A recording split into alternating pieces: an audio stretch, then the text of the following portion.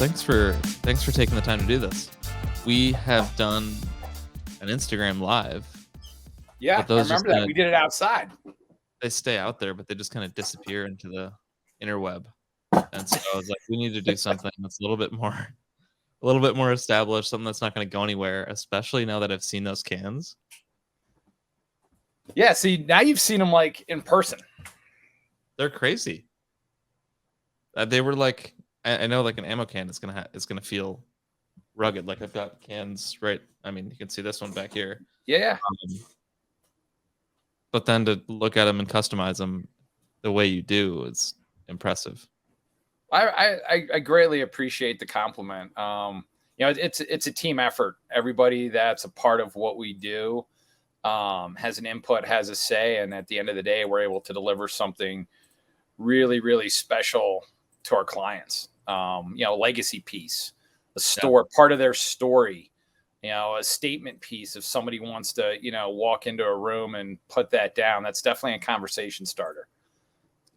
So before we get into the nitty gritty of what you do, for those of you who don't know, this is Brian Hemming from FITFO Custom Cans, and your niche, correct me if I'm wrong, or if I word this wrong, is creating custom ammo can humidors. Correct. Custom inserts that you can put cigars, whatever you want. I've seen some that have gun inserts, which are super cool. So tell us a little bit about the overarching gist of the company, and then we'll go back and dig through the details. But first, what are you smoking? Nick Morello would be proud. Centaur. Oh yeah, I haven't. Oh, no, I did smoke. Was it at PCA? I think it was at PCA. He was wheeling them out. Those cool little like sarcophagus I boxes, and he was like showing them off. And then I was finally able to get my hands on one, and so I was like, you know what? Nick was one of the first 4 that like helped us get going. Yeah. So I figured, why not? Very cool. I'm indoors in my house, so I'm like, I don't think a cigar is going to work, but bourbon will. A friend of mine just gave me, which this seems really alcoholic of me, but that's okay. He gave me this little Zippo flask with a sample of, I believe it's called, let me pull this up. I have it saved here to give them a shout out. Wild Buck Rye. Really good. Cool Model. Yeah, I get skeptical of these little guys that pop up every once in a while. And if they're not a little guy, I apologize. But they're from Florida, and I don't know of many distilleries from Florida. But this stuff is excellent. Nice. I nailed it. But I like it. You're drinking it neat. Yeah, I mean that's the only way. There you go. I love it. So thank you to the guy who gave this to me. This is good. Anyways, FITFO Custom Cans. You are based in Montana. Yep. And you did not always do this. So let's take it back to the beginning and walk through how FITFO started and what led you to this odd hobby that's rare and unique, and everybody should buy one. Well, I don't need to say anything else. You just did it all. Right. I appreciate it. Now, all this, I'd say one thing, diving into this, when you look at the pandemic, that definitely was a pivot point for my family's life. We happened to fall on the short end of the stick with that. During that time, with the start of the pandemic, I remember when things started to shut down, and they're canceling like March Madness and things like that. That's when we kind of knew it was going to be real serious with what was going on. And then next thing you know, out on the East Coast where we were in Baltimore, cities were shutting down. And I had a great job working for a really, really cool company. And I happened to get that nice Zoom invite with 2 partners in HR, which is never going to be good. As soon as you see that Zoom invite, you're like, ooh, this is the second partner. That's the concerning one. Yeah. You're just like, here we go. And so during that time, good men had to make some tough decisions with everything being unknown and all that stuff. So what ended up happening is I got let go.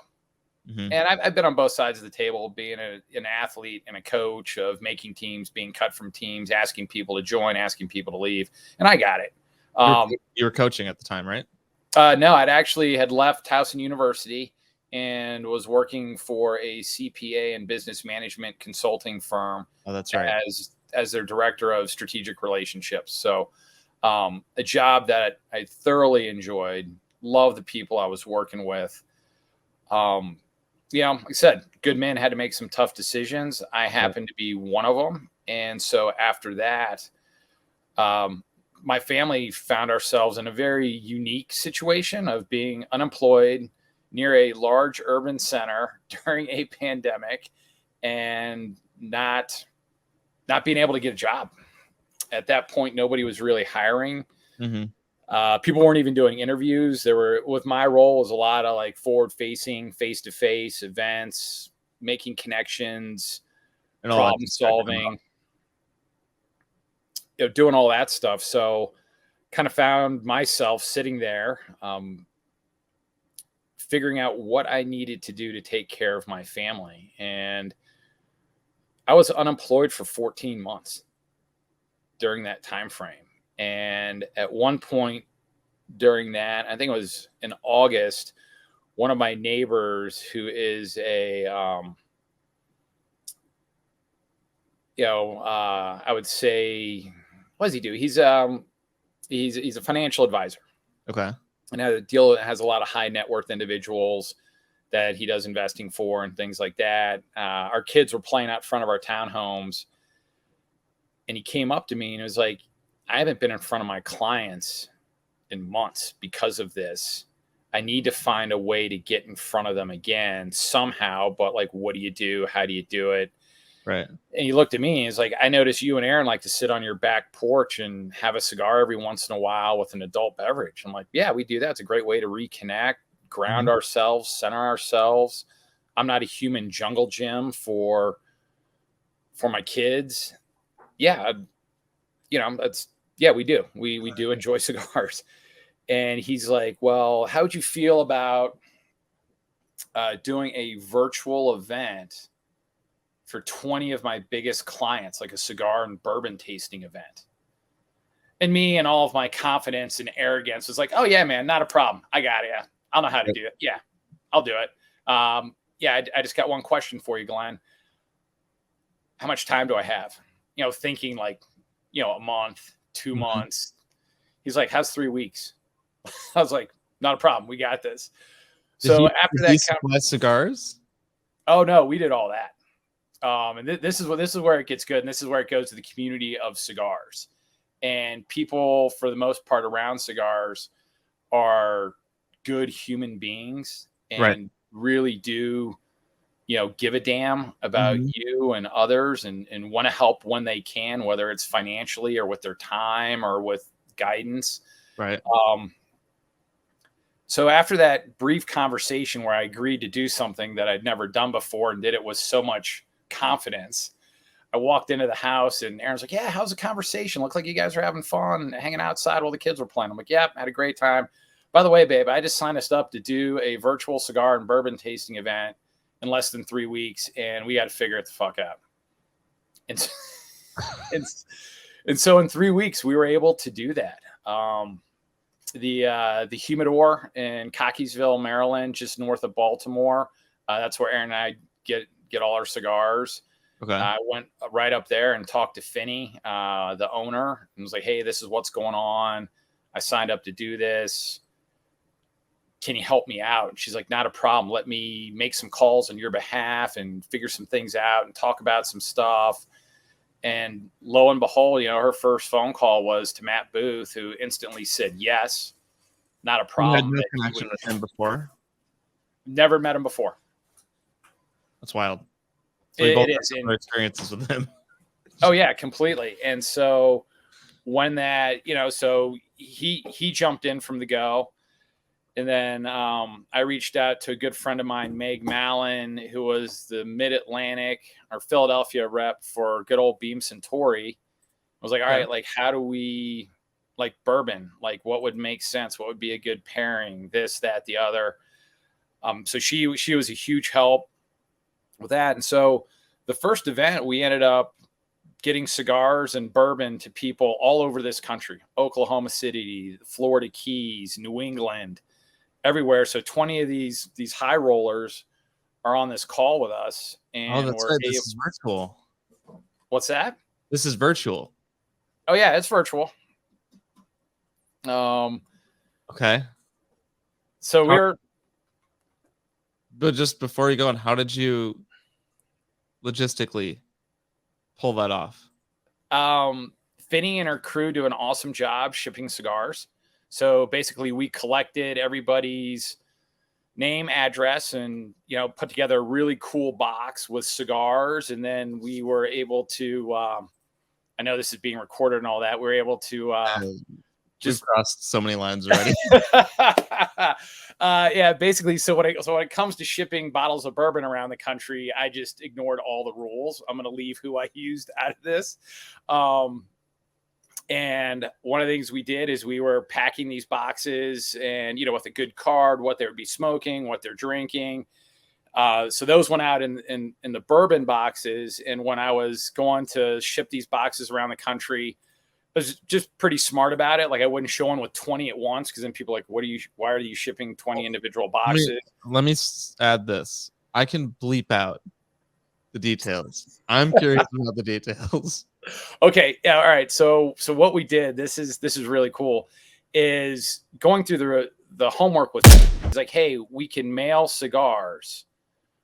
We got to use, somebody has to sign for them because they have to be above 18, all this. I was like, I don't care. Yeah. Just get them there. Just make the magic happen. Then when I learned about the bourbon, that's where we hit our first speed bump of like, you can't ship across state lines. And I sat there, and again, we were in a trying spot. I mean, at one point we're rationing food. I mean, this is not like, oh yeah, this is just on a whim and whatever. I was like, all right, what's the risk reward? Like I need to figure out a way to keep a roof over my family's head, food in their mouths, and keep moving forward with something as we navigate the pandemic, which is, the shit show. Yeah. So I just basically took that and was like, you know what, screw it. I'm just going to run with it. And so I was able to, went and got like the really cool, like miniature pints, replica pints, as they call them, of the whiskey we were sending out. And I told Aaron, I was like, listen, when you box these things up, wrap them in bubble wrap, do it up right. So if somebody even shakes the box, there's no movement. You can't feel like anything moving around and all that. So I'd roll into where I was shipping them from and do it like I'd do 5 one day, 3 another, 2 one day. I'd have Aaron go and do another one. Just because we're working back from that timeline, and we just figured out like, all right, if it's going to go to the Florida Keys, it needs to ship from this area no later than this. So we just worked the clock backwards with everything we did.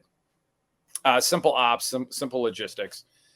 And I remember one of the guys in there is like, hey, what are you shipping? I just kind of looked at him and I was like, leadership materials. That's what I'm shipping. And he just started laughing. And I was like, yep, there you go. And then I would come in, because this first event with Matt Booth turned out to be a home run. Matt was amazing. 90 minutes of his time with 20 complete strangers, talking about the 2 cigars that were in there.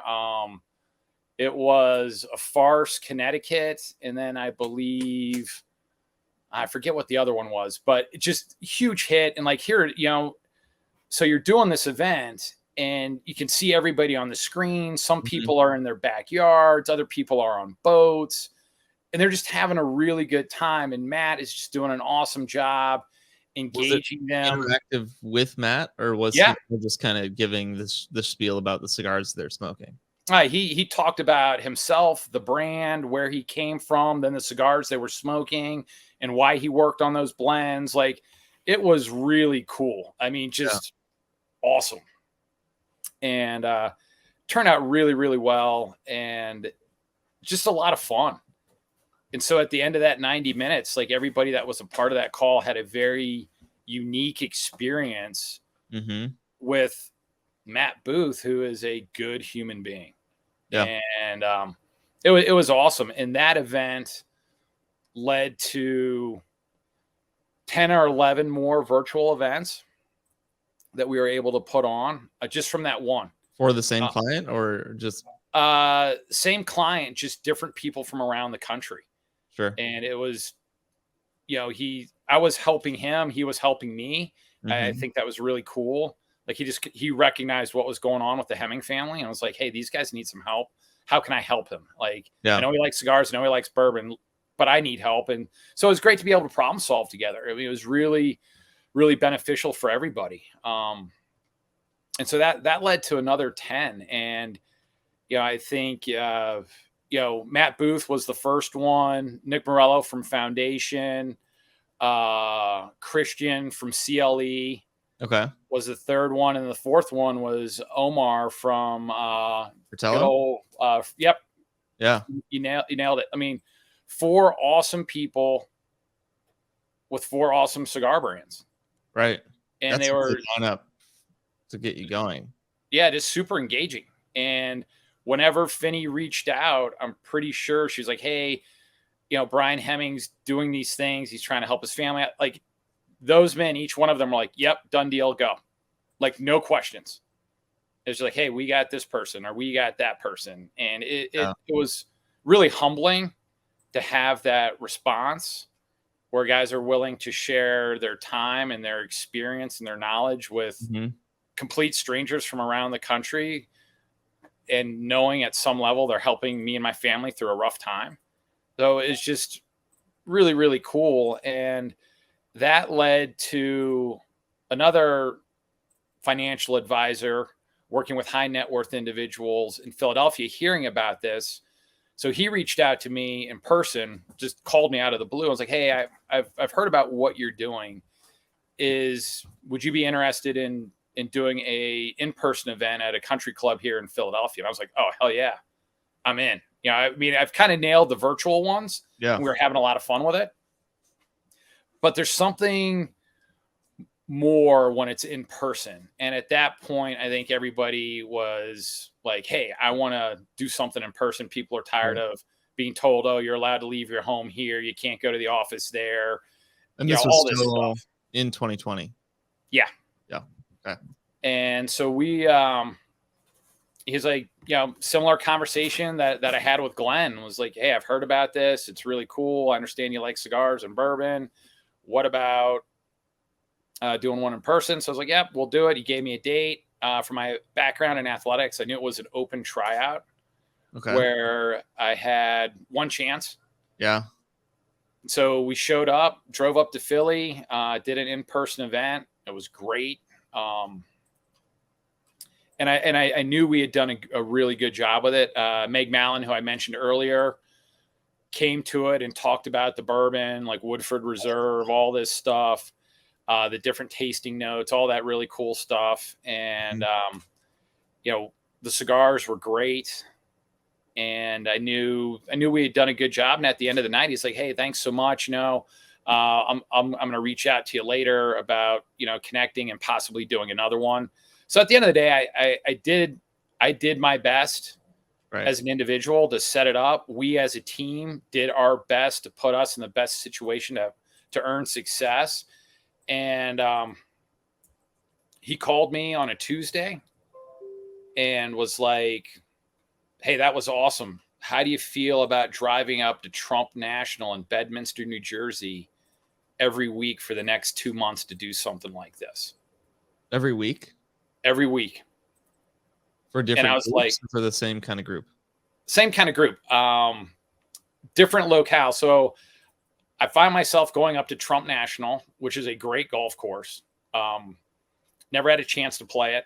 I know nothing about golf other than that I lived in Hawaii from 4th grade to 8th grade on Oahu. Oh, wow. Good for you. There. And we would go golfing, and they had this deal where if you can prove you live in Hawaii and you're a resident, you could go to any course in the state for $4. Whoa. Which is, they're like really high dollar courses. And the fun one, which was close to our house, was at Pearl Harbor on base. Ah, cool. Game that shifted from being golf to this game we created was how many times can you hit the side of battleships? or can you, or can you get I love it. all up on the deck? So looking back on it, that's probably a really bad idea, but Oh, you're a kid. You're having fun. That's what kids do. I got to do that on my next vacation out there. Nah, totally. Anyways, Trump National. Yeah, so I found myself up there, and it was just really cool. Like, people were helicoptering in from New York City for these events. Oh wow! And oh yeah, these are some ballers. And the first time I show up, I'm driving my wife's 2012 Subaru Outback, which is a pretty nice car. I mean, V6, they don't make those anymore. They're highly sought after, and I'm hustling up these back New Jersey roads to get there, and I pull in and I park next to this custom SUV that's so big it looks like it shit out my wife's car. And I'm just like, oh boy, one of these is not like the other, and it's me. But I just roll in and looking to create an environment for Alex, who's invited me to do this for him and his clients, and create that moment for the magic to happen. And it all revolves around cigars. And so we were able to do that. And it was just a lot of fun in general. Every week I'm driving up there and I'm meeting with new people, and they were getting to know me. And they were bringing me cigars, and these guys. If it all, that's a complete win. Like, I'm just like, all right, this is awesome. I'm like, let's do this. Yeah.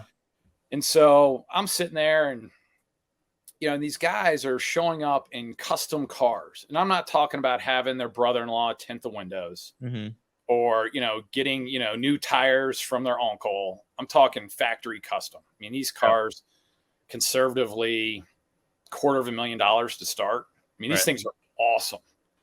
And, these are the guys, wearing like the big $60,000 watches, the $5,000 pair of shoes, their whole part of their job is making first impressions.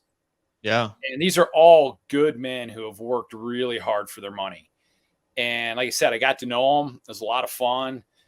And they're bringing me cigars. Like, after a while, they got to know me, and they're like, hey, this is a cigar that I like. And here, I got this from my buddy who works at the dock and says it's a Cuban. It was a Cuban. Yeah, but it's like, okay, guys, like, here we go. But one of the things I noticed with these guys is with part of their job being to make a great first impression, here they are pulling cigars out of Ziploc bags that look like it had their kids' PB&J in it for lunch. And some of these cigars, I kid you not, had mold on them. One guy's like, oh, that's plume. I'm like, all right, whatever. You keep telling yourself that. Yeah. They're so dry. They're like literally breaking apart in your hand. A fair amount of those cigars got thrown over my shoulder in the woods after they walked away. Yeah. There was just no hope in reviving them. I know you can do that, but I was just like, not worth it. And so it was cool to be a part of those events, but that's where the wheels started turning for Aaron and I with FITFO Custom Cans. Is we enjoy cigars. We live an active lifestyle. We've got 3 children, 11, 9, and 7. So at that point, you're looking at 7, 5, and 3. Give or take. And I just remember going on trips, going to the beach, and, getting these great cigars from the humidor in Cockeysville, Maryland, and putting them in a Ziploc bag with a little Boveda pack, and then putting them in my running shoes, packing them in my bag, hoping they don't get smushed somewhere between, Maryland, Virginia, and, North Carolina beaches, just hoping like somebody doesn't. And, there was a time that really kind of hit home for me, is when I'd packed my bag. I walk out, and my oldest son is riding my bag like a horse. And I'm just like, and feel the cigars crushing. Oh, I could feel them breaking. Like, you're trying everything not to like start a sentence with your oldest son who you love, with knife hands, and like, hey, MFer, like, you're just like, hey, bud, you might want to get off dad's bag. And then, he goes away, does whatever, getting ready to get on this trip, and you just unzip your bag and pull the cigars out of your running shoes, and you basically have some very high-priced pipe tobacco in a Ziploc bag with a boba to pack, and you're just like, okay, this is great, but I don't smoke I don't smoke pipes. Right. And so that's where kind of the wheels started turning with, all right, there's got to be a better way. There's got to be something that we can create, something we can find to do this. And so growing up in a Marine family, my father's a Marine, my younger brother's a Marine. My whole life growing up, I grew up on Marine bases. And so one of the things I learned is Marines love their Marines. They also love their ammunition. Yeah. And when you look at how they take care of their ammunition, it's in an airtight, watertight box, an ammo can. So right there, you've kind of got the start for a humidor. This is not one of yours, but they're this size. They're full. Oh yeah, it's full 50 cal can. Yep. Ammo cans. That is too heavy. I shouldn't have done that. Not that I have anything in there. I lost everything that was in there in a boating accident. It's unreal, man. You'd be surprised, man. Boating accidents out here in Montana, ooh, unreal, brutal. Right. You lose everything multiple times. Let me pull up a picture of these. So these are, I snagged some photos off your website. It is a sturdy, heavy-duty, legitimate ammo can. These are not, they don't look like ammo cans. They are. Mm-hmm. Which, like, seeing the pictures before I saw one in person, I was like, okay, I don't know what, like, the definition of ammo can kind of fluctuates. But these, like, yes, you said, it are does. Like legitimate 50 cal ammo cans. Yep. So what, you're on a Marine base, your family, you're in a family of Marines. What sparked you saying cigars belong in an ammo can? Well, I think it's just one, it's airtight, watertight. So it's there. These cans are pretty much indestructible unless you run them over with a truck. Right. That break your truck. Yeah.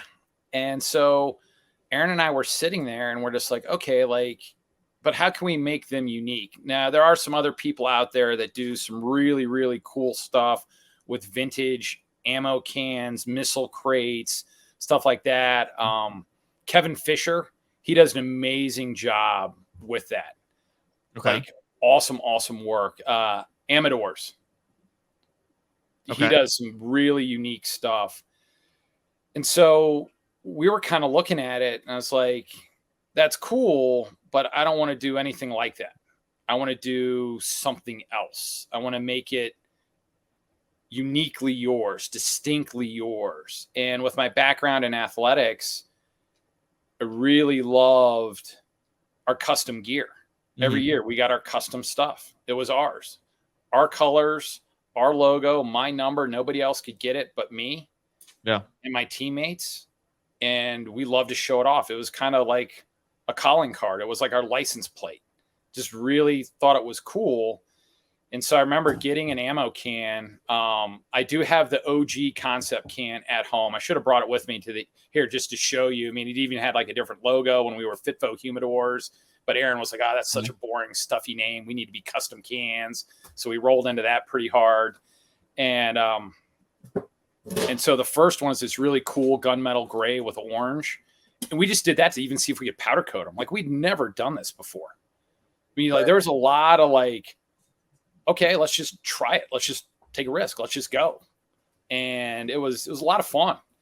Just kind of problem solving and working on it. And so really, really wanted to work on having somebody be able to pick a color that they wanted and then work with the artwork that they wanted on it. Maybe it's a family crest. Maybe it's their business logo. Maybe it's an image that means a lot to them as a person. And so just kind of playing around with those ideas. So we started with, seeing if we could even powder coat them, which we could. You should have seen the guys in Baltimore when I rolled in like the first time. And I was like, hey, I literally came in with 2 ammo cans. Like, have you guys ever powder coated these? And they're powder coating parts for like Ferraris and rims for like high-end custom trucks. And I'm like, have you ever, like, literally hold them in my hands, have you ever powder coated these? And they're like, nah, but we'll give it a shot. And I'm like, okay, here. Right. And like, what colors you want? I'm like, orange and gunmetal gray. And they're like, interesting, but we'll do it. And lo and behold, they could do it. So they're like, all right. Imagining Yeah, I mean, here's a guy rolling in during the pandemic asking them to powder coat ammo cans. Right. Kind of not your normal ask for for some people that work with some high net worth individuals doing some really, really cool stuff. So hold on, let me pull these things up. Found this picture of a graph of, well, first off, hold that picture up. Yeah, This that's graph. the inside. Yeah, and you can see the custom laser cut foam, place for the Bovida, humidification packs, and a digital hygrometer right there. So we just made it really easy for people, because one of the things, like, people that have the desktop humidors, you got to get your purified water, you got to do this, you got to keep walking by it. But guess what? You can't take it anywhere. Right. Like, these things you can literally throw in the back of your truck. You can go camping, you can go hiking, you can go on a bear hunt. It's bear season out here in Montana now. I mean, you can take these things everywhere. TJ, the owner of the Timberland Lounge, where I do all my podcasts from, like, he took his on a hunt last year, and he's sending me pictures with like deer heads resting on his, but at the end of the day, you just wipe off the blood and pull out a cigar you want to smoke after a great hunt with your boys. I got other guys out here that send me pictures with like dead ducks hanging off them. For people who buy them to use them, do you see them having a certain application? Like, because I don't think you carry this around to go to work and have a cigar in your bag, but you, like you said, like, he took it hunting. And hunting, any outdoors enthusiast, hiking, back camping, backpacking, camping, on the river. If you want to go rafting, I mean, we got unbelievable rivers out here in Montana. All right, cool. Like, I want to stop, kind of rest up on the bank for the night. I don't want to take my cigars with me and not worry about them getting crushed, getting wet, floating down the river. Though these cans can float, but they're big enough where you could probably run down the river and grab one of these and not chase a little like Ziploc bag around. Right. Yeah, these things are wild. I would, if people watch this and you know someone or you're in an area where these might be displayed, definitely go check them out. If you're in Wisconsin, where I am, Lake Country Cigars in Delafield has 3 of them now on display right in the front. So go check those out. There's photos of those on our Instagram. I'll tell you what, those cans were fun to do. The ones we did for Matt were fun. Though it taught us a lot. It taught us a lot about our process this winter, and definitely showed us where we needed to improve, but we were just learning. So you had no background in painting and getting colors right and the artwork and all of that. So how did you develop the ability or the skill or the network of people to be able to? Yeah, you're absolutely right. One of the things that I've been told is I excel at finding the who to do the how. I like it. So I have these ideas in my head, and Aaron and I are bouncing stuff back and forth. Like, okay, how are we going to do this? Mm-hmm. Okay, well, we can find somebody to powder coat. Yeah. Done. Not easy, but doable. Artwork, we can find somebody who's got a laser. Build a relationship with somebody that does vinyl, like car wraps and all that, so we can work with that if that's what somebody wants. Mm-hmm. And then build a relationship with some local artists who are super talented and have a background in airbrushing or hand painting. And then we're able to go from there. And so we were able to do that here. Here in Montana, Belgrade, the small town I live in right outside of Bozeman, anything and everybody that we need and is on our team is within 5 miles of our home. That is a rare luxury. It isn't completely rare, and I do not take it for granted at all. Like, we are very grateful that some things kind of fell into place and we were able to make the magic happen, per se. Yeah. How much of the design and artwork and creative side is in-house, or how much of that is laid on the customer? to say here's what? I would say 85% Oh, go ahead. of it is us. Okay. Well, like when you get like the lineup you have here is our premium can line. So anybody could go to our website and be like, "Hey, I want a green can." We can literally get that out the door within 24 hours. Okay. Put the insides in, do all that, get it out the door. If we're going to do any sort of customization, whether it's laser, vinyl, airbrush, hand painted, that person is going to have a conversation with me. And I'll get out my notebook, no FITFO notebook. There you go. And literally I can show you like where we've like gone through and like there's just different ideas on different cans. Yeah. Just sitting there and like going back and forth and doing stuff. And we've been very blessed. The people that work with us and want our custom cans, we talk, we have a great conversation. And then they're just like, Brian, we've seen your work. We've seen what your team is able to do. Go. And then we just go and we create something really, really cool. Yeah. I was, not that I doubted it could be done, but I was pleasantly surprised to see even like I've worked in graphics long enough when I used to work in printing, and you see there's definitely a span in quality of what someone might call the same things. They're like, oh, that's teal, for example. You did that teal for the revival. Yeah, that was a fun color to match. And by the way, my kids love that can. They love that color. And I was like, it might be too glossy, which might make it look kind of cheap. And like where you settled on that matte finish powder coat, perfect. I appreciate that because one of the things we learned, like we did a couple tests with that color. As soon as we clear coated it, it went like 5 shades darker. That makes sense. And so when you're sitting there and you're doing it, and Matt was great. We had a great conversation. We talked about the meaning behind revival, all that stuff, which is really, really cool. And, and he's like, hey, I'd like him to kind of mirror the cigar boxes for, revival. And I'm like, yeah, not a problem. Done deal. Him and his wife sent us the boxes, sent us some cigars from each one. And so we were able to just kind of get our hands on them, look at them, really start matching colors, and then being able to play with them a little bit and really kind of dive into that, which was good. I mean, the cigars that he sent were great. Shared them with some guys here in the lounge. They thought they were awesome. I highly recommend them. Definitely check out Matt and his outfit that he's running there. Really cool. But again, just working and problem solving.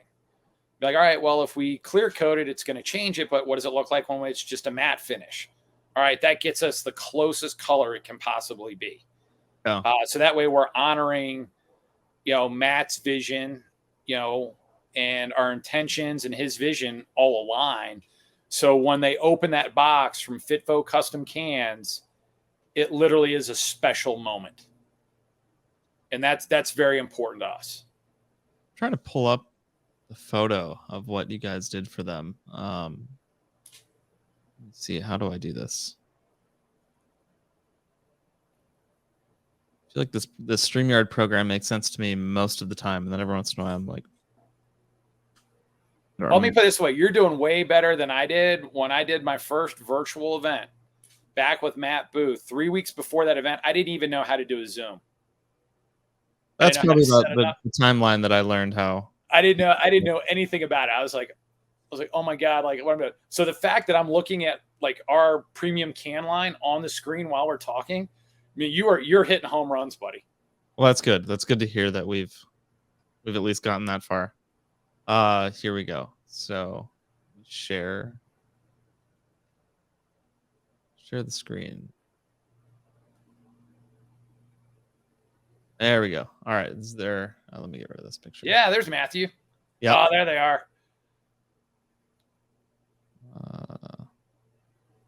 These things. Beautiful. Yeah. There's that blue one. That blue one. That blue one tested us, man. I'll tell you that right now. There's Matt. That one tested us big time. So the story behind these cans for people that are listening and will listen is there's an issue with lasers in the color blue. Like they just don't work well together. And This deep blue? so go ahead, Alec. This deep blue or just blue in general? Blue in general is problematic. I don't know why. We did our research. We talked to people who were lasering. I actually did a couple sample cans of different blues and gave to people just like, hey, just laser these things up. Yeah.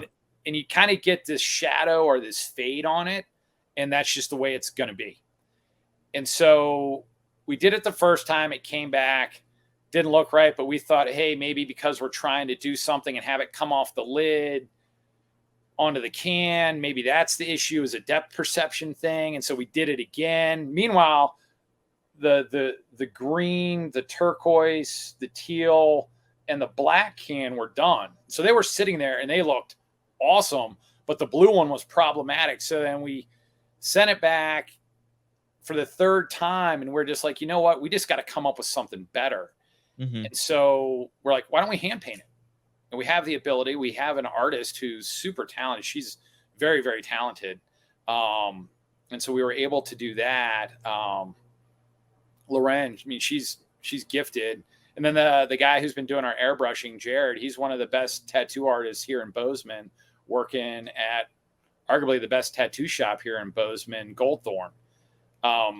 So instead of lasering, we ended up painting the blue one.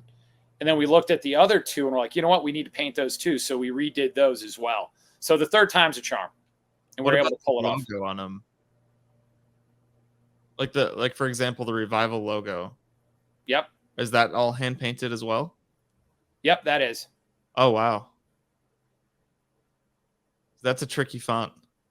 It is. It's really cool font. Matthew did a great job picking it out because it's just so eye-catching. And if you look at the cigar boxes down in the lower picture, like you can see those right there. And it was really cool. And then there was a picture I sent when we did our post where I put the cigar boxes in front of the cans, and you could the colors just match spot on. Yeah, you nailed that. I worked for a printing company for a long time, and color matching was that's what kept everybody up at night. And the fact that you got it that close and painted is wild to me. So yeah, the customization is impressive. Also, I got to give a shout out here to the Lake Country Cigars carpet. This is a funny story. There is a Facebook account for the carpet. Get out of here. I'll send this to you. Because we posted this photo and then it got posted by someone else to their carpet page. And they were like, it's like the halo around Jesus' head around the FITFO can. I love that. Oh, man, that's great. Let's see. How do I stop sharing? But anyway, I wanted to show those. Those are super cool. Those are the only ones that I've seen in person, and they're wild. So yeah, well, I appreciate it. And it's been a lot of fun. It's been a lot of work, been a lot of problem solving. But I think too that kind of goes back to our mantra, FITFO Custom Cans. FITFO is an acronym for figure it the fuck out. And that's what we had to do at that time. And, we're still doing it every day. But we're having a lot of fun doing it. So, yeah. So what's next? Or do you have any big projects going right now, or? We do. We've got 10 cans in process. Okay. All on like the custom side. So different variations of that. We've talked to an individual who wants to do a can for a high profile individual. I'm going to leave names out of it until we get it dialed in, but just really, really cool opportunity to get it done well. We have done some cans for some really cool people. David Garofalo, the owner of United Cigars. Yeah, that's a big one. We did one for him, which is really cool. And Sean Whalen, owners of Lions Not Sheep, and everything that he's doing, we were able to put one together for him. And both those cans turned out, really, really good. Here I am, the guy who is part of the team that is making them, and we're just super proud of them. Mm-hmm. It's not a arrogance thing. It's not a cocky thing. It's just we put a lot of time and effort into these things, and when the finished product is boxed up and leaves Montana to wherever it's going around this country, we are stoked to want to finish the project and send it out. But we know the person, like I said earlier, when they open that box, man, they're going to have a wow moment, a true aha, here it is.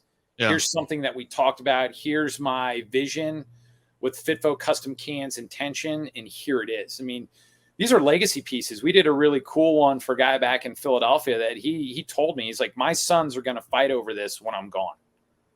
That's cool. I mean, it's really cool. So it's got this really cool design. Yeah, I mean, it's awesome. It's got this really cool design on one side. Then we lasered out his last name on the other, so the raw steel comes out, and you get kind of that really cool contrast.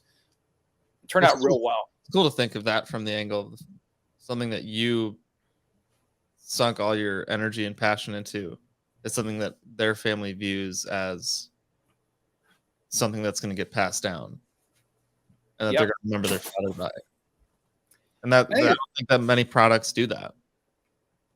No, I think now we're in the age of consumerism where it's just you use it 3 times and then you get a new one. Right. I mean, these things like ammo cans normally are close to indestructible, but when you powder coat them, now they're lifelong. Like the cans that we are making now are going to outlast you and me. Gotta get my son one. Do it. I don't know what he's going to put in it for a while. That's all right, man. You can send it back to us and we can tweak out the insides. You know, if he gets into cigars, we'll hook him up. It's a toy box until he's, what's the age now? 21. Yeah. Oh yeah, totally. That's actually a great idea. Unless he mushes it, like give it to him, he can drag it around. And then as he just continues to go through things, if he gets into cigars and, send it back to us. We would put that in. That's he already signed the contract for that. I love it. Special dad moment, hanging out with you, having a cigar in the backyard. Yeah, and I'll wait till he's 21 for that. So yep.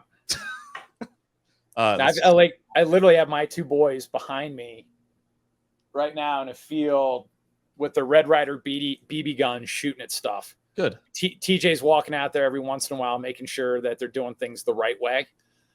Which is greatly appreciated. It's always cool to have other good men in your life to help coach and mentor your kids. So pretty blessed to be able to come here and do the podcast, have my kids outside shooting BB guns, and having TJ do a good job, quote, watching them. I mean, as long as they both have eyes, I mean, even that's debatable. As long as they're learning freedom. They are. A couple questions. Yeah, man. Cigar related. What's your bucket list cigar? Or no, not bucket list. What's your go-to cigar? Desert Island cigar. Desert Island cigar. It's like asking which of those 2 kids outside is your favorite. Oh, wow. You're putting me on the spot there. I love them both dearly. Like, I would do anything for them. Owen is very similar to his mom. Personality, things like that. Ian and I are thick as thieves. And then you've got Blair, our daughter. Can't forget her. I will say this, like Blair has got me wrapped around her little finger. There's just something about that little girl. Like, you have a son. I've got 2 boys and a daughter, but the father-daughter relationship is truly special. Yeah, I'm waiting to get to that phase where he doesn't scream at me all the time. I just want food. Been there, done that, man. I will tell you this. It gets better every day. That's what I've heard. It gets better every day. So from when he showed up to where you are now, you can look back on it. It has gotten better. And from where you are today, 3 months from now, it will be better. It just keeps getting better. So I'll say that. So now when it comes to kids, like they're all special. They're all unique in their own ways. They're, some days you're like, what am I doing? And then other days you're like, oh, wow, this is like really, really cool. Being a parent is the most challenging, frustrating, rewarding, special thing you can do. So really, really am blessed to be a parent. Super grateful to be married to an amazing woman who is beautiful, sexy, smart, funny. Very, very blessed in that category. Yeah. When it comes to my family, and really am blessed with the friends I have and our community out here in Montana. Cannot say that enough. and I do not take that for granted. Now, back to your original question, my desert island cigar. Yes. Wow, you're putting me on the spot. Like, yeah, I just, got this new Centaur from Foundation, which is really, really good. Yeah. Very smooth smoke. I would say desert. Am I restricted to a brand or a brand and a cigar? Like, if you give me a brand, I can. Both. I'm going to say Foundation. Okay. The same answer then. Yeah, I have a soft spot. Just when I started getting back into cigars, Foundation was one that was introduced to me, and just being able to go through kind of that lineup that Nick has created over the years, like it's just really good. And there's a lot of different profiles there and tastes and the gauges, and whether you're going to get a David, a Goliath, the Wise Man, the Tabernacle. Like, I've told so many people that are kind of on the edge of getting into cigars, even my brother. So my brother, we hired him for publishing company. And he smoked cigars before, but not a ton. And he's like, how do I learn about how these things actually work, learn about flavor profiles? And I don't think many people are going to get to be like Travis Pappenheim at Monte Cristo, where they can just like plot an encyclopedia in their brain. And yeah, just like, oh, well, this is tasting notes of boom, boom, boom, boom, boom. And that's like, personality type. That's not I don't think that's learned necessarily. I mean, it is, but I was like, pick one brand and go straight through the line. Yeah. I like Tim Swanson's comment on like one to smoke, one to rest, or one to test, one to rest. Yep. So when you buy one, buy two at least. Yeah, no, totally. Don't judge a cigar on your first try, even if you don't like it. Like, give it another shot. But by picking one brand, you get to understand like, how did this cigar maker, how did this brand express their creative ability in the different blends, because most brands will try to have at least one facing in every general flavor profile. Yep. And Nick, I feel like he's got like for the beginners, it's got the Charter Oak side, but even within Charter Oak, there's a ton of different blends to go from light to full, or light, medium to full. The strength profiles change, and then he's got High Clair. Yep. That's my desert island. I think it was the High Clair. Really good for you, man. Which is one of those that I feel like people don't know it very well. Like they do, but they don't. But the Edwardian, which is the Connecticut, is just this like pretentious British kind of style Corona. I love it. Those.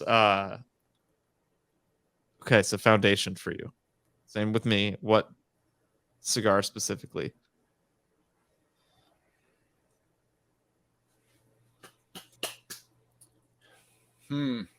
What's like the easiest one you grab off the shelf? Tabernacle. And in the Corona, it's the Tabernacle. Yes, it is. Yes, it is. Second question. If you could smoke a cigar with anybody alive or dead, and why? I'm gonna get sentimental on you. Okay. I would love for me to be able to smoke a cigar outside with my mom, who passed away. She lost her battle with breast cancer. Just to have one more conversation, one more hug, tell her I love her one more time. We lost her about 9.5 years ago. And she battled like a champ, and she went out on her own terms. But my mother-in-law just got through that. So yeah. So she wouldn't smoke. I mean, she might take a puff here or there, but like just to have one more conversation outside on a great spring day with my mom would be awesome.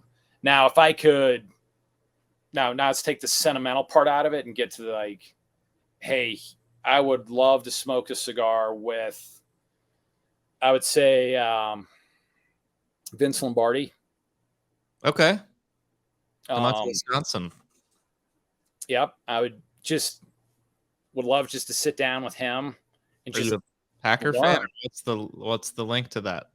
I think, being a coach, Vince Lombardi gets, put out there. Everybody's like, oh, Vince Lombardi, this, that, the other, one of the greatest coaches of all time. I think anytime you can sit down with somebody and learn, have a conversation about life, liberty, the pursuit of happiness, like what worked, what didn't. If you were my age, what would you change, or what did you notice? Like, I think that'd be really cool. Yeah.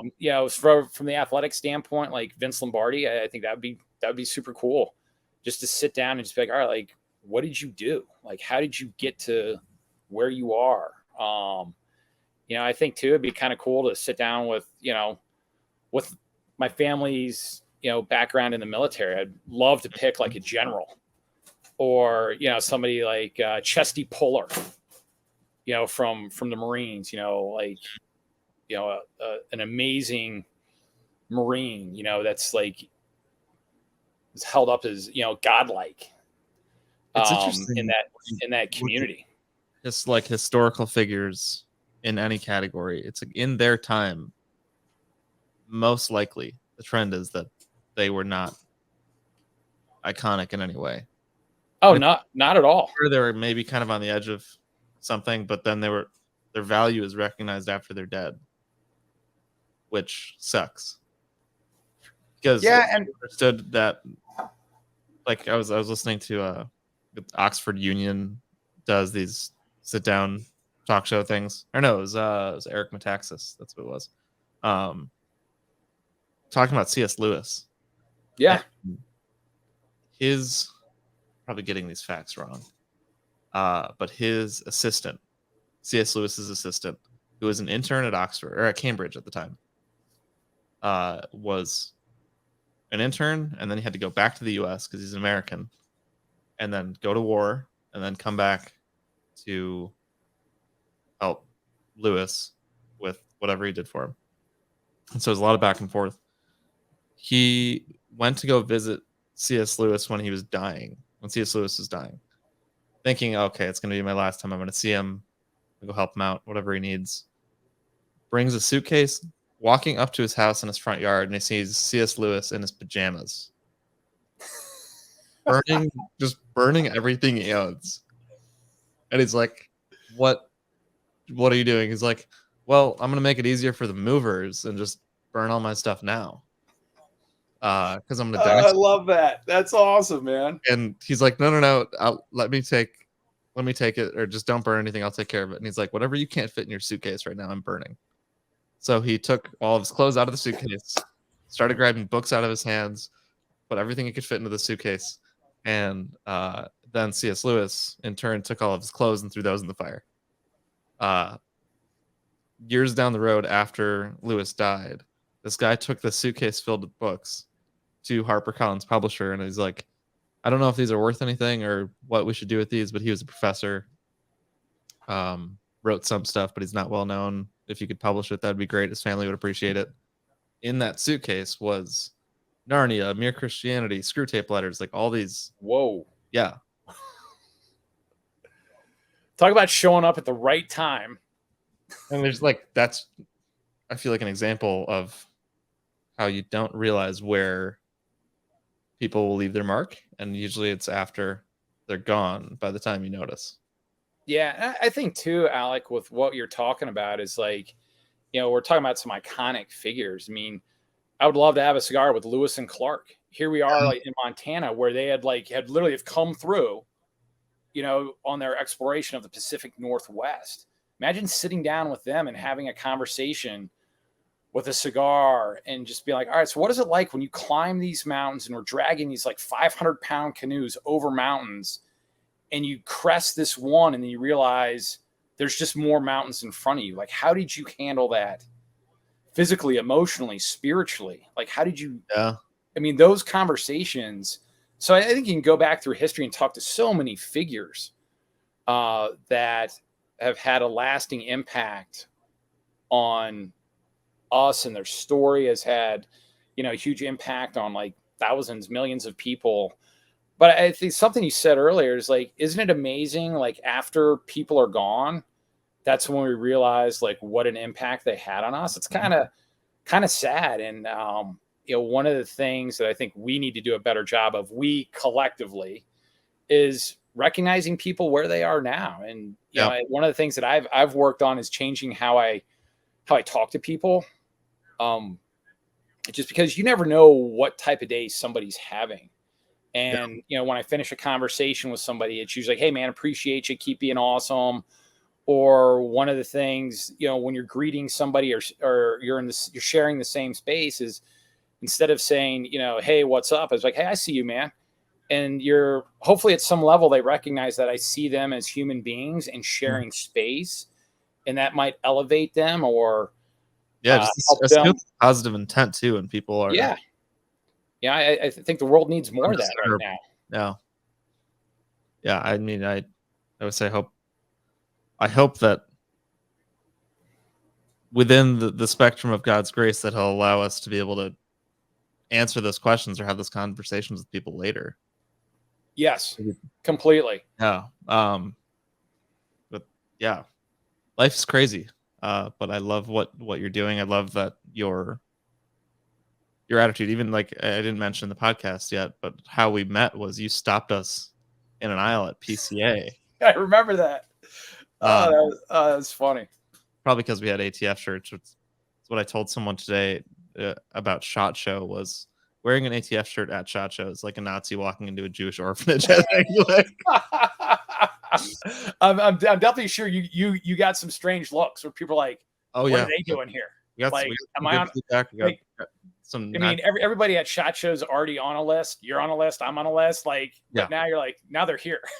But no, you stopped us. You greeted us and then encouraged us about what we're doing, and just kind of left it at that. And I think, that's so rare, because everybody wants to jump in and say like, here's what I'm doing, to try to figure out how they can benefit off what you're doing. And if I remember that conversation, there was no follow-up. There's no action item of how do I get involved? How do I get my name out through you guys? It was just, love what you're doing, keep doing it. Yeah. Like genuine interactions, and that's becoming sadly too rare in society. So having guys totally like you and your team that you're working with is refreshing. Yeah, and I think at the end of the day, it's just everybody's on their own journey. Everybody's doing their own thing, but we're doing it next to people. And there might be, for as positive as people think I am, and what I do and how I go about it, there are some days where I'm like, oh, are you kidding me? Like, why am I doing this? Let's just burn it to the ground and go do something else. But what I have learned is I'll go back to Matt Booth, Nick, Christian, Omar, taking time out of their day to help a complete stranger. Right. That's awesome. And I also, am blessed with my parents. One of the things, like, you don't get to pick your parents. My brother and I hit the lotto with my mom and dad. Like, they always taught us, hey, be involved in community, be positive, be supportive, work hard, help wherever you can, however you can, stuff like that. And sometimes all people need is just a little push, like, hey man, you're doing awesome, keep it up. Or hey, I believe in you. Like, those 4 words, I believe in you, can change somebody's day and can also change the trajectory of their life. Right. And so, when I met you guys, I remember seeing the magazine. I remember like you guys had done some stuff like online or something. Like, hey, we're going to be at the PCA. And then there you guys were, just like walking through with your shirts. Patrick was dragging that thing behind him with the wheels, and he had magazines on top, like rubber banded to the top. And I went to you guys had like magazines stacked up someplace, and you guys were doing the photo shoot with Matt Booth, and I got one. And then we were just like crossing, and I was like, hey, you guys are awesome. Keep up the great work. Yeah, that's funny. I'm gonna make fun of Patrick now. Every trade show we go to for any of our businesses, it's Patrick dragging his rolling back around. It's like 4th grade again. You know what, man? At least it has wheels. He's not like dragging around like a dead body or something. So I wouldn't put it past him. Either would I. Anyways, this has been great. Nah, this has been super fun, man. I greatly appreciate the time, the exposure to FITFO Custom Cans and everything we're trying to do with it, and as we work through it all. But now we're doing some really cool stuff out here in Montana, and the cool thing is we're doing it in Montana, and it's family owned. Like everybody in this, you know, my wife, my 3 kids are involved at some level. Then we have our team, and we're all just like really excited about what we're doing, and we're growing it organically. And you know, are there times we wish we were further along in the journey? Yes, but we recognize we're exactly where we need to be right now. And the lessons we have learned and are learning are just going to help us as we move forward. And it's really humbling to have people reach out to us and want to get involved and support us through buying cans, helping us get introductions so we can do cans for some really cool individuals as well as events. And I mean, like perfect example, like Big Sky PBR is here in Big Sky, Montana, which is right outside of Bozeman. We're involved with the rodeo this year, big time. Oh, that's cool. So we FITFO Custom Cans will have a presence there. You'll see us on the dirt with our signage up on the Jumbotron. The winner of the event, the champion of Big Sky PBR 2023, is getting a custom can, 1 of 1. As his winnings. You know, not only does he get the big check, literally, man, they give these riders this huge ass check. Right. You know, it has the nut, like, you know, they're holding up with 2 hands, like, look how big this thing is. Yeah. You know, they're getting that. I think they're getting a belt buckle the size of a dinner plate. And then I think they're also getting a bottle of bourbon from somebody here in the state. And then they're going to get a custom can from us. That's cool. And so that's really cool to be part of that. I think it's, you know, it was exposure too. Yeah, I think too, you know, super humbling is we reached into doing shirts because people love our story. They love what we're doing, how we're going about it, what we're about, who we are. But not everybody, we recognize not everybody wants, you know, a custom can or a premium can from our premium can line. Yeah. So Aaron and I are like, wait, well, why don't we make shirts? And so we made shirts. So we got into the apparel game. Hats are coming. But our first 2 shirts, we did a red one, we did a blue one, and we had, you know, a white chest piece. Looks really cool. Red, you know, so we picked red, white, and blue because we love America. Yeah. And we made 48 shirts, 24 blue, 24 red. We sold 32 of them in less than 48 hours. Awesome. Yeah, and like, who knew? Are those aren't available still, are they? Shirts on your website, or do you have merch yet? We do. Like out of the first 48, I think we've got like 13 left. We got a few blue, and we've got some red ones as well. Okay. I'll have to get some of your stuff. Yeah, hit me up, man. We'll put a package together. Very cool. All right. Well, thank you. Oh, people can find you. Is it fitfo.co? Yep, fitfo.co. Because at the time we couldn't afford the M. I mean, our store. How much the M costs? Oh, you'd be surprised. You put an M on something, it gets real expensive real quick. And at that point, man, I think that's a point where we were like rationing food and just trying to like literally figure it the fuck out. That was the last straw. I forgot what comedian it was. He's like, just imagine being someone who drives, like they lost their job. Their loaf of bread has mold on it. They drive a tan car, and then their window stops working. That's when you're like, I'm done. I gotta make changes. It's like you could avoid all of this strain in your life by just not driving a tan car. That's awesome, man. Anyways, this has been great. Thank you. Alec, thank you, man. This has been like super cool. And to again, those, just grateful for the opportunities. To those who are watching, Brian wrote an article about FITFO Custom Cans. Our editors polished it up because Brian's a really good writer. No, I'm just you're giving me way too much credit, and I'm going to lean on Erin for that one because she was like the ghostwriter. But I would type stuff, and she'd be like, "Nah, you can't put that in there." But the one thing I fought for, and I fought for it hard, is it went like we sent it to you guys. You guys polished it up, and you sent it back. And Aaron's like, what is this sleek, sturdy, and sexy AF? It's like, we need to have something else. I'm like, nah, we're going to keep that in there because that's what these cans are. They're sleek, sturdy, go with it. Sexy as fuck. And she was just like, people don't talk like that. I'm like, yeah, they do. They do now. I was like, I do, and we do. So we're keeping it. So go check out that article on our website. I'll link it to the description of this video when we launch it, and then I'll reshare it on social media. And, yeah, I greatly appreciate that. That was fun. That was fun for us. Very cool. I'm glad we could do that. So cool, man. All right. Well, thank you.